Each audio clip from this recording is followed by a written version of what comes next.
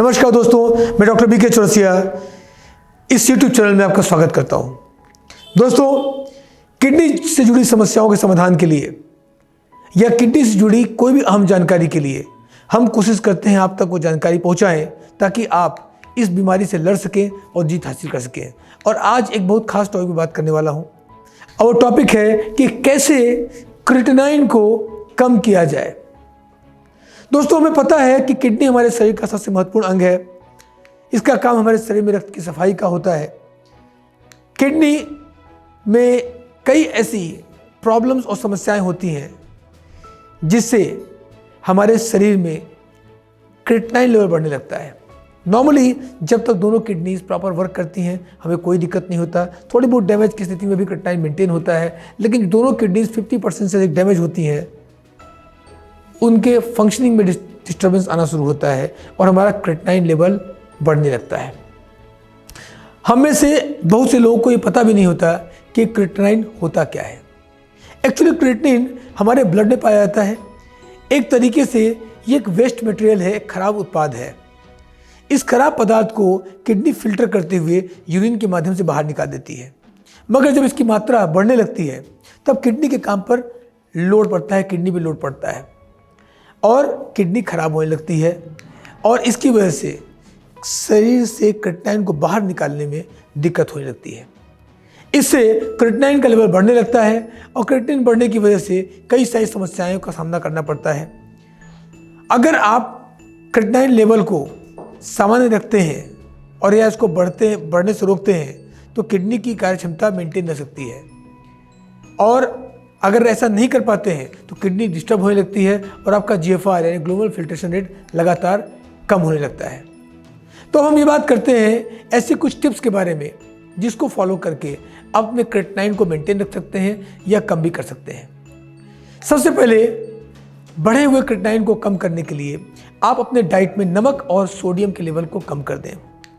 अगर आपको किसी भी समस्या के साथ साथ ब्लड प्रेशर की भी समस्या है तो वैसे भी आपको आहार में नमक कम लेना चाहिए। इसके लिए हमारे एक्सपर्ट डॉक्टर से आप सलाह ले सकते हैं कि आपकी प्रॉब्लम में नमक की मात्रा कितनी हो सकती है और कौन सा नमक आप सेवन कर सकते हैं। नॉर्मली हम किडनी पेशेंट्स को साधारण नमक की जगह सेंधा नमक के प्रयोग करने की सलाह देते हैं, लेकिन उसकी मात्रा उसकी अन्य समस्याओं के आधार पर डिसाइड की जाती है। अगर आप अपनी किडनी को स्वस्थ रखने के लिए फाइबर का सेवन करें तो आपका क्रिएटिनिन लेवल को मेंटेन रखने में मदद मिलती है। आप ये फाइबर फल, सब्जी और अनाज के माध्यम से ले सकते हैं जिससे आपका क्रिएटिनिन मेंटेन रह सकता है। किडनी पेशेंट को सीमित मात्रा में लिक्विड का सेवन करना चाहिए जिससे उसकी सेहत मेंटेन रहे। डिहाइड्रेशन क्रिएटिनिन के लेवल को बढ़ा सकता है, इसलिए अपने डॉक्टर से मिलकर अपनी लिक्विड की मात्रा को जानें। इसके कई तरीके हैं। आप कितना पानी पिएंगे ये आपकी किडनी डिजीज़, किडनी में डैमेज कितना ज़्यादा है, आपकी यूरिन की मात्रा कितनी है, इन सब पॉइंट पर डिपेंड करता है। कोई इसका फिक्स क्राइटेरिया नहीं है। इसके लिए आप हमारे हेल्थ केयर पर कॉन्टैक्ट करके हमारे एक्सपर्ट डॉक्टर से सलाह ले सकते हैं कि इस समय आज की कंडीशन के अनुसार आपको कितना पानी लेना चाहिए। अगला पॉइंट है कि किडनी पेशेंट को अपने डाइट में सप्लीमेंट्स बंद कर देने चाहिए। दोस्तों, क्रिएटिनिन आपके शरीर का एक प्राकृतिक कंपाउंड है जो लीवर के द्वारा बनता है। इससे आपके मांसपेशियों को ऊर्जा मिलती है। जो क्रिएटिनिन मांसपेशियों में इस्तेमाल में नहीं आता वो वेस्टेज होता है, वही हमारे किडनी को नुकसान पहुंचाता है। अगर आप अपने शरीर में क्रिएटिनिन को कम करना चाहते हैं तो सप्लीमेंट्स का या बाहरी फूड सप्लीमेंट्स का सेवन बंद कर दें। किडनी पेशेंट्स को बहुत ज़्यादा न्यूट्रिएंट्स या बहुत ज़्यादा पोषक तत्वों की मात्रा की सलाह नहीं दी जाती है और फूड सप्लीमेंट्स उनके लिए नुकसानदायक हो सकते हैं। फूड सप्लीमेंट अगर वो लेना भी चाहते हैं तो परमिटेड या विशेष तौर पे किडनी पेशेंट्स के लिए तैयार किए गए फूड सप्लीमेंट दिए जा सकते हैं जो हम रेकमेंड करते हैं आपको लेने के लिए। अगला पॉइंट है एक्सरसाइज। ये हमारे शरीर के लिए बहुत अच्छी होती है। बहुत ज़्यादा जिनका वजन हो और एक्सरसाइज करने की वजह से शरीर में दिक्कतें आ रही हों तो व्यक्ति को डॉक्टर उनके प्रॉब्लम के अकॉर्डिंग एक्सरसाइज करने की सलाह देते हैं, कम या ज़्यादा करने की सलाह देते हैं। नॉर्मली ज़्यादा एक्सरसाइज आपके क्रिएटिनिन लेवल को बढ़ा सकता है, तो लिमिटेड मात्रा में कौन सी एक्सरसाइज कर सकते हैं इसके लिए भी आप अपने डॉक्टर से संपर्क करें या हमारे हेल्थ केयर नंबर पर कॉन्टैक्ट करके आप जानकारी ले सकते हैं। कुछ सावधानियां हैं। सबसे पहली सावधानी जो मैं हमेशा आपसे बोलता हूं वो क्या है, पेन किलर्स और एलोपैथिक दवाइयों का सेवन करने से आप पूरी तरह बचें, क्योंकि ये सीधे सीधे किडनी को डैमेज करता है और क्रिएटिनिन लेवल को इंक्रीज कर सकता है। दवाइयों में केमिकल्स और सोडियम की मात्रा होती है जो किडनी के काम को बढ़ा देते हैं।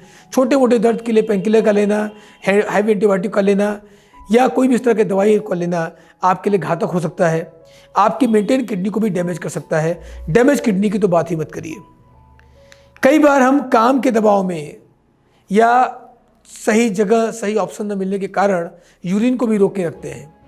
ऐसा करने से आपका ब्लडर भर जाता है और यूरिन वापस ब्लडर में चला जाता है।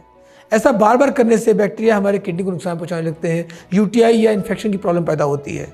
इससे भी क्रिएटिनिन लेवल आपका बढ़ने लग जाता है, जो आपकी किडनी की दिक्कत को और ज़्यादा बढ़ा देता है। इसलिए यूरिन को रोक के रखने की, दबा के बैठे रखने की आदत को छोड़ दें।